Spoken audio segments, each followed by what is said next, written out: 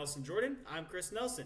If you have not done so already, please go ahead and subscribe to our YouTube page, follow us on all of our social media pages, and listen to us wherever you get your podcasts, if that's your preferred way of checking us out. We've got our Week 6 NFL Sunday afternoon slate of games, the Redzone review to get through. So let's get to it. Nelson, the Indianapolis Colts defeated the Arizona Cardinals 31-27. Cardinals without their top two running backs and quarterback Kyler Murray. What were your takeaways?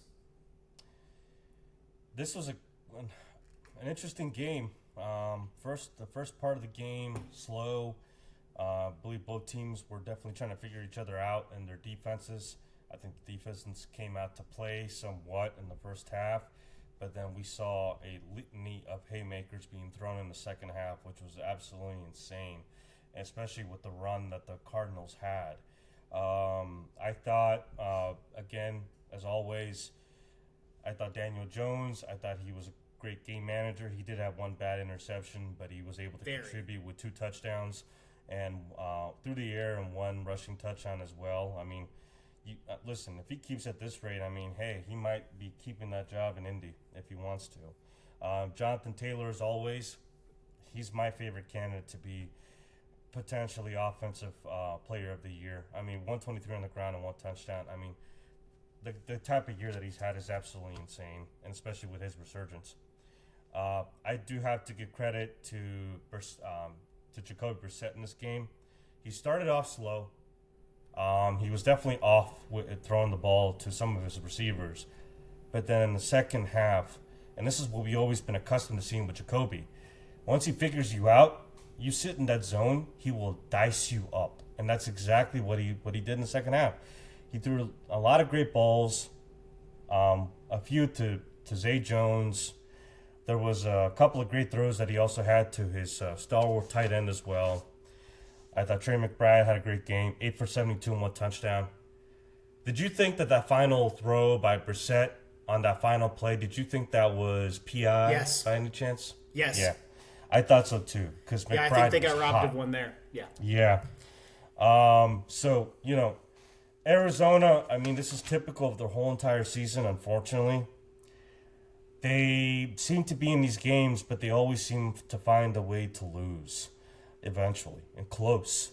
I don't think Kyler Murray would have done a big difference in this game. And to be frank, I thought Brissett was throwing the ball around a lot better. There was one key injury that you didn't list, but I don't know how key he was. The concussion, I'm sorry. Marvin Harrison Jr. went out with the concussion in the first half and did not return. Yeah, I apologize. Yeah, so hopefully he could come back. But, I mean, they're losing players left and right. The running back room is starting to get very, very thin. They don't have Benson. They don't have, I think Michael Carter got hurt. I mean, it's ridiculous. When James Conner is out. Yeah, they're down to, scraps at this point. So, Arizona, I give credit. You guys fought back in the second half, but Indiana, they're showing why they're on a different class than you guys, and Indiana extends their record of 4-2 atop of the AFC South. You got anything on it?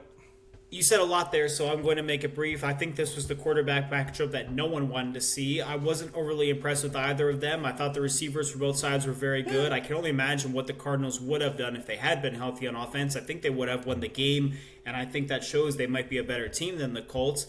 Marvin Harrison Jr. going out in the house that his dad helped build was unfortunate to see. Would have loved to have seen him get a chance to play there in that game and catch passes from Kyler Murray as well rather than Jacoby Brissett. Yeah. So those aspects were unfortunate, and the run game lacking because of the injuries they had. And obviously, you take away a weapon on the outside, allows the defense to focus more on the run. I wish the pass interference had been called because it was blatant. It clearly was, and we'll see how the game would have wound up. Credits the Colts defense for getting the stop and making that stand either way, but I thought the secondaries for both sides were very poor. The receivers were very good, but the secondaries were very poor. Yes. So, the Los Angeles Chargers went down to Miami all the way across the country and beat the Dolphins 29-27 in a game-winning field goal with 5 seconds left. Your takeaways? I got to give a lot of credit to Jim Harbaugh and what he's done with this Chargers team. It seems like last week I doubted them, and it seems like also we've been doubting them too, especially with all their offensive line being hurt, especially under both tackles. Yeah, but Herbert went out. He had 264 yards and 2 touchdowns. He played well. He had a crazy play to highlight the game in a nutshell, that he was about to get sacked, and then somehow he was able to get apart from that sack and throw a ball to Ladd McConkey, and Ladd just takes it all the way up the sideline. I mean, how did he get out of that? Jalen Phillips had him dead to rights. He had him wrapped up, and it was over. I mean, it's like Eli Manning in Super Bowl 42. How did he get out of that? It was over. And then Ladd McConkey made the defender miss and runs down the sideline. He just play. How do you? That's the problem with the Dolphins right there. Quarterbacks that have strong lower foundations, they're able to have that core. So yes, I think with him, yeah, because he's a runner. So naturally, he's able to keep himself upright. It was just crazy. I'm just saying that because that's what I thought it was. It was unbelievable. It was unbelievable. But Ladd McConkey had a crazy game, 7 for 100 yards and a touchdown. My God, I've been hoping that guy would finally shine this year. Hey, LA's defense, Johnston, top 2 running backs out, both tackles. He had to step up. Yeah. I'll be damned if I don't say it. I thought Haskins was going to get the majority of the carries, but Vidal just went stupid in this game. 18 for 124. And LA's defense made Miami and that offense look incomparable at times. I mean, Tua was seeing deer in headlights just practically everywhere and just getting harassed. And at this point, if I have to take one more post-game conference of Mike McDaniels at the episode, having to literally just give you those, I might lose it. Thank you for finally reaching my level with that. I've been saying it for so long. At this point, it's safe to say, stick a fork in the Miami Dolphins season. They're done. LA got the dub on a long trip over to Miami. Congratulations, Chargers. Anything?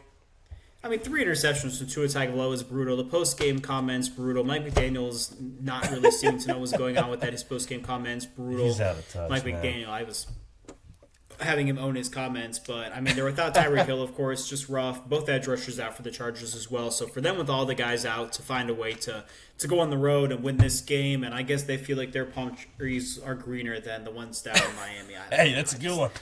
Yeah. I got to find something to throw in there because to be fair, it was a great game. It was extremely entertaining. Yeah, it was extremely entertaining game. Yeah, we're not looking to be critical here. I mean, the play Justin Herbert made at the end that we'll touch on one more time to Ladd McConkey was exceptional. It was a great win for them to go on the road. It was a really fun game to watch, and that seems to be the best we get out of the Dolphins because they lose them. The New England Patriots went to New Orleans and beat the Saints 25-19. Your takeaways?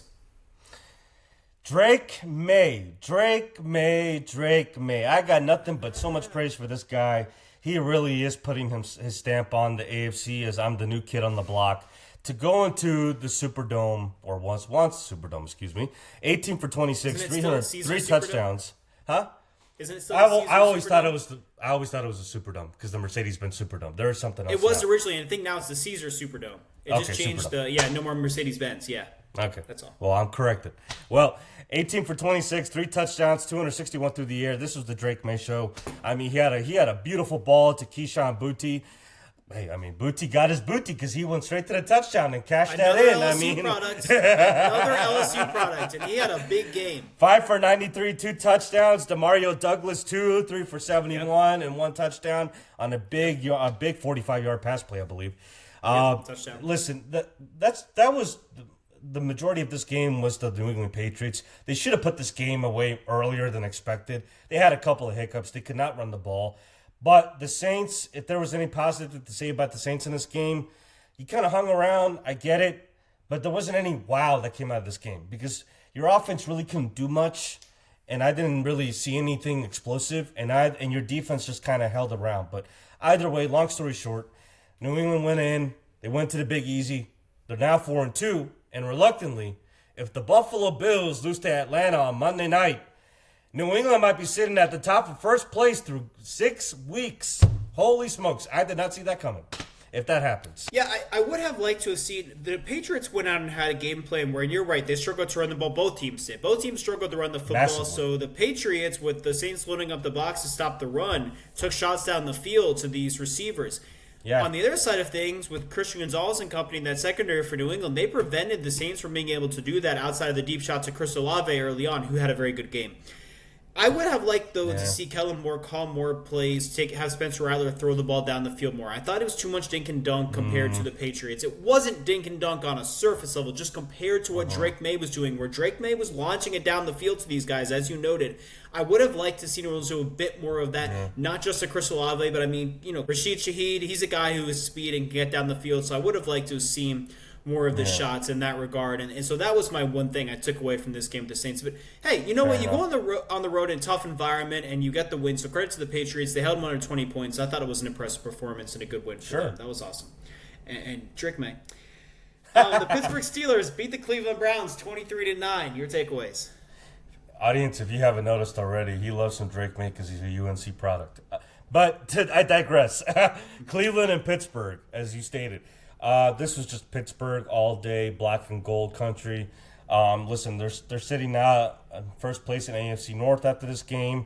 Would I say this is incredibly, amazing performance by Pittsburgh on both sides of the offense and defense? No. But enough, right? Rodgers, 21 for 30, 235, 2 TDs. DK Metcalf contributed wonderfully, 6 for 95 and 1 touchdown. The defense, listen, when you're going up against Dylan Gabriel and an offensive line that's got holes, you're expected to have 6 sacks, 6 TFLs, 8 PBUs by that secondary as well. That's crazy. So that's crazy, right? 8 PBUs. That's a lot. But yeah, but no, the offense for Cleveland, they struggled mightily in this game. I thought that Gabriel was under duress all game long. He had blitzes all the way up through every gap. It seemed like he was just chucking the ball everywhere that he could find. It wasn't his best game of the two, obviously, and that's why they only scored, 9 points in this game? Yeah, they 3 field goals, like a mustard. Yeah, they really couldn't factor that much. So at this point, Pittsburgh sits 4-2, first place in AFC North, and a pretty sizable lead. What else you got? Yeah, credit to the Steelers' defense. You noted it. So when it comes down to it, that's it. The Browns had a roughing the punter call. Then the Steelers wound up scoring a touchdown on that drive, which prevented the game from being close at the end. But with the ineptitude of their offense and the dominance of the talented Steelers' defense, especially in that front seven, it wouldn't have mattered anyway. Yeah. And Joe Flacco could have done better. The Carolina Panthers... He could have done better than Dylan Gabriel. The Carolina Panthers beat the Dallas Cowboys 30-27 on a game-winning walk-off field goal. Your takeaways: the Rico Dowdle revenge game. I'm sure you'll start there. The Rico Dowdle revenge game, and the Cardiac Panthers got a big win against a team from the NFC East led by Dak. And honest to God, this was not even a game that this was, as one pundit would nationally say all the time, accident waiting to happen. No. This was just Carolina outwilling them in this game. We saw a crazy game by Rico Dowdle, as you stated. Again, it's Rico Dowdle. If he doesn't win this job between him and Chuba Hubbard, because Hubbard has had a litany of injuries. Chuba Hubbard is hurt and not playing, for the record. I know, but he's had a history of it. Oh, I know. For the audience, in case they weren't aware. Yeah. And Dallas is without CeeDee Lamb as well, for the audience. Okay. Well, either way, long story short, if I would be crazy if I'm Canales thinking, Rico Dowdle's got to be my backup to Chuba once Chuba comes back. No, you start Rico Dowdle from every game on now. This is ridiculous. Almost 400 yards in 2 back-to-back games. That is insane by himself. He has almost 500 yards combined between the 2 games. No, he only had 200 yards. He only had 183. Games. He had 206, 183. You're talking about the rushing yards. His receiving was exceptional as well. I thought both. You might want to fact check. He had over 50 receiving yards and a touchdown catch. The rushing total, you're correct. I'm incorporating the total yards from scrimmage. Sure. His receiving has been exceptional. In addition to the running. Either way, 400 or 500 yards between 2 games is absolutely insane. But like you've always been stating too about this rookie, Tataria McMillan. Tet McMillan. There you go. Thank you. I cannot pronounce that name. Such a hard name. Man. 2 crucial TDs in the red zone. They were some really good touchdowns, too. He was able to get good separation on the DBs. And what really flipped the game on its head from a Carolina standpoint was in the fourth quarter.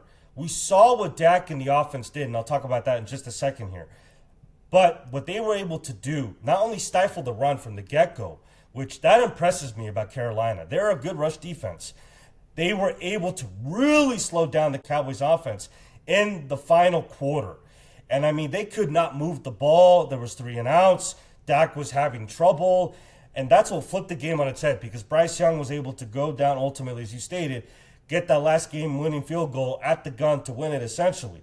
I do got to give praise to Dak again. I mean, Dak is just, if it isn't for Dak, these Cowboys would be irrelevant, but that's the truth.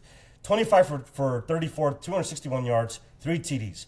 That insane throw that he had to George Pickens, and that Pickens run after the catch, I mean, I can only imagine what it's going to look like with Pickens and CeeDee Lamb healthy. I know, I want to see it, It's going to be an amazing 1-2 punch down in Dallas. And listen, I'm a fan here, but I got to give praise to both those two guys. Jake Ferguson, the Pro Bowl tight end. Ferguson, exactly. But George Pickens had himself a game. What do you have, 9 catches, 168 yards, and a touchdown, and a crazy hurdle? I mean, in speed, you said he was unbelievable. You said it. And Dallas defense sure was thinking, like, damn it, why can't we just play the Jets every week?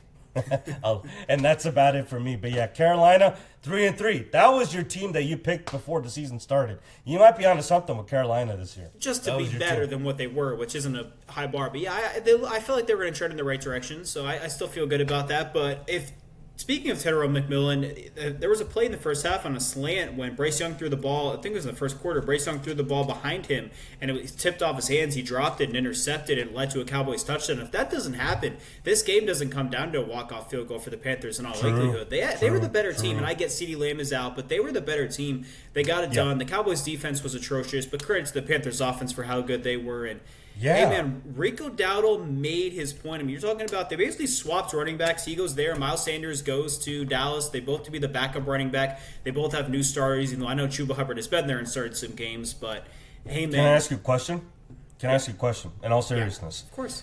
Do you think with this emergence of Rico Dowdle, do you think this finally makes it really a comfortable offense now for Bryce Young to really develop now that he has such a talent behind him? Well, I think he was in a position to develop regardless. I don't think that suddenly changes things for him. I need to see Bryce Young start games better. I think that's been Fair a problem. enough. But look, I liked what I saw from this offense. Everything ran through, and this is just one game, and it's against the Cowboys defense, but everything went through Rico Dowdle, which was perfect. And then Bryce Young played well for the most part after that early misfire. Outside of the drop, Tyrell McMillan was tremendous once they settled in. I mean, they really had things going. They were rolling, and he's spreading the ball around and getting the ball to some other guys. So, yeah, I liked what I saw. I liked what I saw from the offensive line for the Panthers as well, which is good, to be fair. And they are surprising me a lot. They are really I think we knew they had some guys there up front, so it's not a huge surprise, but yeah, I mean, I was impressed with what they did and got the win. I do want to mention there was a play. It was either first or second and goal for the Cowboys when they kicked the game-tying field goal before the Panthers had that extremely long, almost 7-minute long, I think, game-winning drive at the end to run the entire clock out and kick the field goal. But Dallas wound up setting for the game-tying field goal instead of having the go-ahead touchdown. They probably would have lost anyway, but there was a play where they fumbled the snap, and Dak Prescott wound up falling back on. It was a bad snap, and it was fumbled. I can't remember the specifics of it, but I do wonder if they've been able to run that actual play, if they would have wound up scoring a touchdown. So just something to throw out there, food for thought. The Seattle Seahawks went all the way across the country from the Pacific Northwest to Jacksonville, Florida, and beat the Jaguars 20-12. Your takeaways? Seattle Seahawks, they flew into Duval like a hawk, and they brought the Jags back down to earth. I mean, seriously. The scoreline may not have shown that, but Sam Darnold, 16 for 27, 295 and 2 TDs. JSN, I got to give praise and flowers to JSN. I did not think that JSN was going to have, and that's Jackson Smith. You're saying it so fast, it sounds like Jason. I know, right? You say it so fast, Jason. I don't know about you. I knew, obviously, he's an Ohio State product, but he's a Pro Bowler last year. If you go back and look at his season, he was going to emerge as possibly as a number one talent in this league, like the way that he has this year.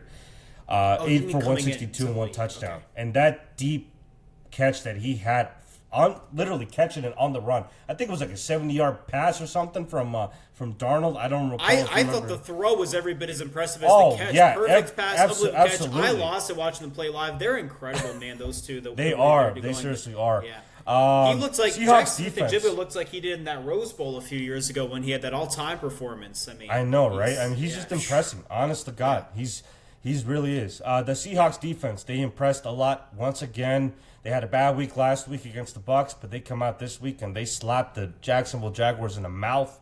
7 sacks, 7 TFLs. They were all over Trevor Lawrence. Yes, Trevor Lawrence might have had 2 touchdowns. One was early, one was late, though. So really, I don't want to say it doesn't matter, but I mean, it was just too late, a little too late. And no run game either from the Jags, as they always kind of had this year. They always had something to fall back on. So ultimately, the Seahawks are the better team. They're 4-2. They're tied now in the NFC West for first place. So let's see what happens with them going forward. Do you have anything else on this game? No, I mean, we touched on it. Sam Darnold, exceptional. Jackson Smith and Jigba, exceptional. DeMarcus Lawrence, of course, played in this one. Defense was, for the most part, exceptional. They did give up that touchdown at the end.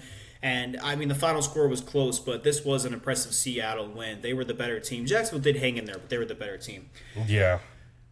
The Los Angeles Rams went cross-country to Baltimore and beat the depleted Ravens 17-3. Amongst the litany of injuries, Lamar Jackson was out again, and Cooper Rush once again started at quarterback. Nelson, your takeaways?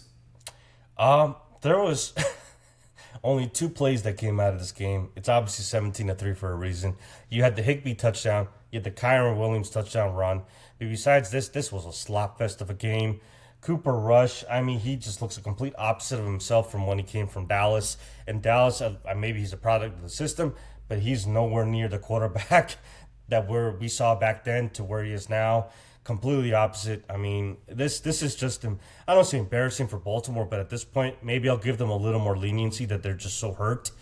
But at this point, my question to you is, and again, this is just a what if, maybe not question, maybe more of potential. For Ravens fans, just take this as a grain of salt. This is not a definite.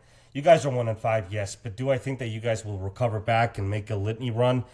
I don't know. I don't think so. But if there is reason to think that you guys can, you guys have a soft schedule that's coming up. You guys still have 5 games remaining in the division to win. That means 2 against Pittsburgh, so you can make up some ground. The only other question that I have really with to see, and if Lamar does in fact take you guys back to the postseason, it's because he wins the final game in Pittsburgh. We know ultimately that the Ravens have always struggled, especially with Lamar. He just does not play well at Pittsburgh. For some reason, he just doesn't. So he's going to, if I had to mark that on the calendar, that's the game that's going to decide. This is for future talk, but this is just for positivity out of this game. Because honestly, 1-5, people should give you the fork at this point, because it might be too big of a hole. And I said it. You guys could not lose this game. Somehow you guys did. I don't know, Chris, you got anything else to add?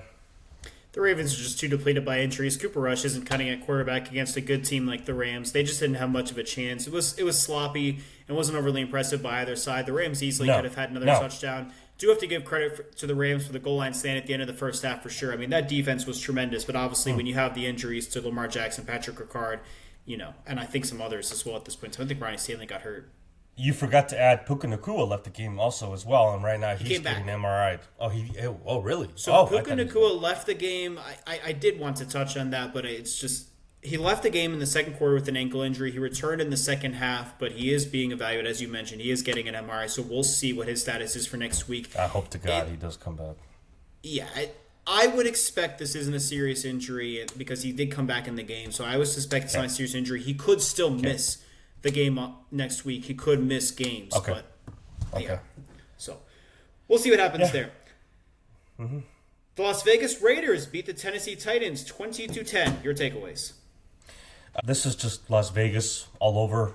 Tennessee did not show anything until the second to final drive, if you will, in the last quarter to even make it within a 2-score lead. Ashton Genty was the main piece of this game. 23 carries for 75 yards. Geno Smith, once again, he started off horrible with an interception, as usual. But then he redeemed himself, having a touchdown. But this is just 2 bad teams in the AFC. I tried to give hype to Las Vegas, but they're not impressing me by any means. But this was definitely one of those toilet bowl games, as people would say. You have anything to add on this game? 23 carries for 75 yards is terrible. That's horrible. That was the only bright spot for the Raiders. Not at all. I thought this was an extremely impressive performance from the Raiders. Devin White was exceptional. He had a forced fumble. He had an interception. I think he had multiple sacks. He was unbelievable. He looked like the guy who was an All-Pro back in his second season in the league when the Bucs went on to win the Super Bowl. He was unbelievable. Max Crosby doing his thing. I believe he had multiple sacks. He was incredible. The whole Raiders front on that defense was exceptional. I can keep going with the names. Even on the Devin White interception, they got pressure on Cam Ward. His arm was hit as he threw to have that ball flutter out there. Outstanding performance by the Raiders defense. The touchdown came in garbage time, and I'm sure they're more frustrated than anybody that they gave it up. I mean, they dominated that game. Yeah. The Green Bay Packers beat the Cincinnati Bengals 27-18. No Jaden Reed, no Christian Watson. Wide receivers for the Packers. For the Bengals, no Joe Burrow. Jake Browning did not start. The newly acquired Joe Flacco, who had just been traded for on Tuesday, started the game. Your takeaways. Oh, I'm sorry. Trey Hendrickson left the game in the first quarter with a back injury and did not return. That's significant. Go ahead. Yeah. I thought Green Bay coming out the bye, I thought they were sluggish.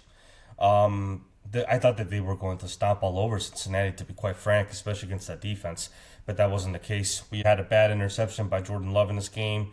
But he did redeem himself with a nice throw to Tucker Kraft late in the game to get a touchdown on his stat sheet. Josh Jacobs, as always, he's just a dependable player. Always will be one of the top 6 running backs. 18 carries for 93 and 2 TDs. Always performing. Didn't matter. I think we talked about this earlier in another episode. It doesn't matter what quarterback you put behind that Cincinnati offensive line. Either way, I mean, those 2 touchdowns from Joe Flacco, those came late. The offense really moved late because they really didn't move in the first half whatsoever. Their defense kept them in the game, surprisingly, in the first half. And Jamar Chase, once again, showing off his physical strength and his prowess, and he had a crazy catch while getting manhandled at the goal line. But besides that, no. Yeah, exactly. Besides that, Green Bay is now 3-1-1. Meanwhile, 3-1-1. Meanwhile, Cincy falls to 2-4, and they're slipping behind. So either way, good win by Green Bay. Anything else to add? Yeah, it wasn't on Joe Flacco. That just wasn't going to work out. There was no chance that was going to work out for the Bengals. They just couldn't do enough on offense. And with Trey Hendrickson going down, that defense is horrible with him. Now you take away the only player on it who's any good, and he's as good as it gets. That defense was just in brutal shape and had no chance, and it was going to go like this, even with the Packers' top 2 wide receivers out, which they clearly missed them, arguably their top 2 wide receivers. They clearly missed those guys, but this was just, it's as straightforward as it comes. Expected this. You got what you expected, and it's unfortunate. Would have loved to see this game when these 2 teams are fully healthy, but that's not what we got. The Tampa Bay Buccaneers beat the San Francisco 49ers 30-19. The Buccaneers without Mike Evans, Chris Godwin, and Bucky Irving on offense. 49ers side of things, they were without, and their defensive end, Clyde Jacansey, is on IR, of course. On the 49ers, that's been the case for some time. He got hurt in the second game of the season on Monday night against the Houston Texans. Turned triceps, I believe. Season was over. We talked about that back then. The San Francisco 49ers also missing 2 wide receivers in Ricky Pearsall and Brandon Ayuk. On defense, also missing their defensive end, perennial Pro Bowler Nick Bosa. And their star, perennial first-team All-Pro linebacker Fred Warner went down with a dislocated and fractured ankle. He was taken off on a cart in the first quarter with an air cast on, and his season is over. He will have surgery. This is one of the more devastating injuries I can remember. In terms of linebackers, middle linebackers, he is as fun of a player to watch as there is. Now him and Nick Bosa's season's both over with, 11 games to go. I mean, it's just, it puts them in such rough shape. Brock Purdy was out for the 49ers as well. Mac Jones started at quarterback. What were your takeaways, Nelson? Well, let me first start off by saying this. And I'm so sorry. I just want to cut you off. Emeka Buka left the game, the rookie receiver for the Bucs in the second quarter, and did not return. I apologize. Go ahead. I want to start off with saying this.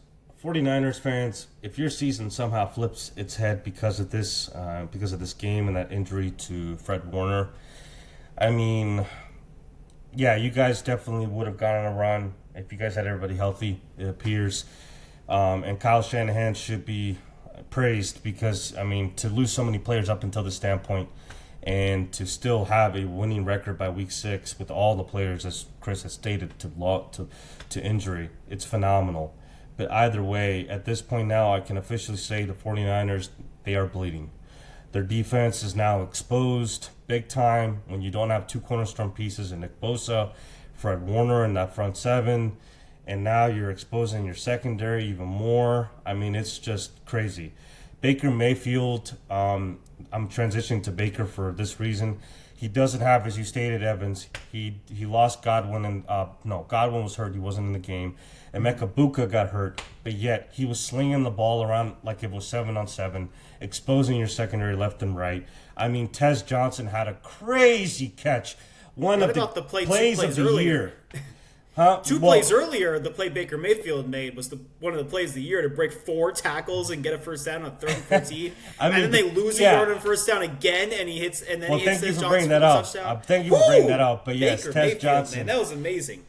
That throw to Tez Johnson, though, and him able to dive and catch that ball. I mean, that was just insanity. Yep. Cameron Johnson, another, I'm not saying no name, but these are like 3rd, 4th, 5th string receivers going up against your secondary, and he's cooking. 4 for 64 and a touchdown. I mean, at this point, like I said, 49ers fans, your defense is so depleted. Yes, you can have Christian McCaffrey. You can have maybe some of your offensive weapons come back. But George Kittle was out as well. I didn't even mention that. I know, and it's not promised, supposedly, that he may come back anytime soon. So, I mean, this is just getting really bad. All and all-pro players out is tough, man. And yeah, same thing as and last Mac year. Jones, he had a poor game. But if there is any one bright spot for the 49ers, and he's making a case for himself to stay on that team for the long run, that's Kendrick Bourne. Holy crap. 5 for 142. Again. Yeah, he and Mac Jones have that He's chemistry. having a resurgence. I don't know if that's because of his relationship with Mac Jones, but dang, is he trying to say, hey, man, I need to be a number 1 or number 2 receiver on this team. Seriously. How amazing are these offensive coordinators and coordinators that they can have all of these star players hurt on both sides? I mean, you're talking about all pros. Mike Evans 2 years ago, all pro for the Buccaneers, future Hall of Famer. Brandon Ayuk, all pro 2 years ago for the 49ers. Ricky Pearsall, we've seen how good he can be. We know how good Chris Godwin is. We've seen how good Emeka Ibuka is as a rookie. And then you talk about George Kittle, who's a perennial all pro, one of the best ends in the league by far. You're missing all of these guys. Got a backup quarterback in there for the 49ers, and yet these offenses are still, these receivers are coming in basically off the street and performing like this. I mean, you talk about Tez Johnson, the other Johnson, I'm sorry. They're both Johnson? Cameron Johnson. Cameron Johnson. Yeah, Tez and and Cameron Johnson. Both are not related, but yeah, the two Johnsons. No. And then you've got Kendrick Bourne for the 49ers doing it. I mean, we saw Marquez Valdez-Scantling out there for the 49ers. We saw Robinson from formerly with the Rams, their division rival they beat last week. I mean, it's incredible that they're just plug and play with these wide receivers. Can only imagine what it might look like if they ever have these guys healthy and on the field. Whew. Yeah, and I mean, it's no promise that Brock Purdy might come back anytime soon. And I'll leave it at this.